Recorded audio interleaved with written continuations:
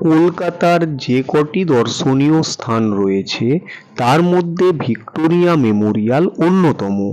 ইহা ভারতে ইউরোপীয় স্থাপত্য রীতির শ্রেষ্ঠ নিদর্শন। ৬৪ একর জমির উপর লন, পুকুর, গুল্মরাজি, লতাপাতা ও ফুল বাগানে ঘেরা বিশাল উন্মুক্ত অঙ্গনে এই ভিক্টোরিয়া মেমোরিয়াল অবস্থিত।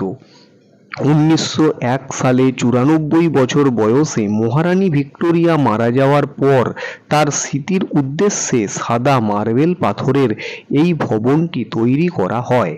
তৎকালীন গভর্নর জেনারেল লর্ড কার্জন এই স্মৃতিসৌধটি নির্মাণের পরিকল্পনা করেন।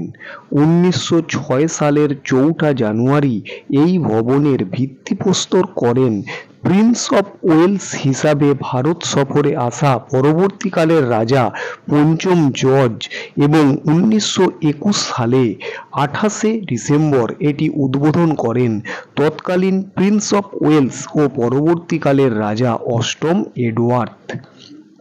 স্মৃতিসৌধটিতে অনেক বৈশিষ্ট্য সমৃদ্ধ একটি সংকর রীতির শিল্প প্রকাশ ঘটেছে, যেমন ইটালীয় রীতির মূর্তি, মুঘল রীতির গম্বুজ, তাজমহলের ন্যায় সাদা মার্বেলের ব্যবহার ও সুউচ্চ উন্মুক্ত স্তম্ভ শ্রেণী। ব্রিটিশ ইনস্টিটিউট অফ আর্কিটেক্টের প্রেসিডেন্ট স্যার উইলিয়াম এমারসন এই ভবনের পরিকল্পনা ও নকশা প্রস্তুত করেন, তবে সুপারিনটেনডেন্ট আর্কিটেক্ট হিসেবে এর নির্মাণ কার্য তত্ত্বাবধান করেন ভিনসেন্ট জে ইস্ট। বর্তমানে এর মালিক ভারত সরকার। এটি কলকাতার একটি অন্যতম আকর্ষণীয় দর্শনীয় স্থান। এর অসাধারণ ইংরেজ ও মুঘল শিল্পরীতিতে গড়ে ওঠা শিল্পকলা এবং এর চারপাশে থাকা বিশাল বিশাল বাগান ও পুকুরের ধারে ঘুরতে আপনার একটি সারাদিন কেটে যাবে।